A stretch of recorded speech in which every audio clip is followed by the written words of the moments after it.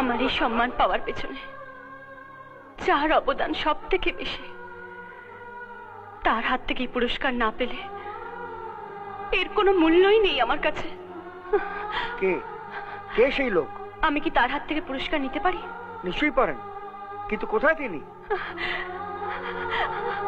জয়, জয়, তুমি শুনতে পাচ্ছ?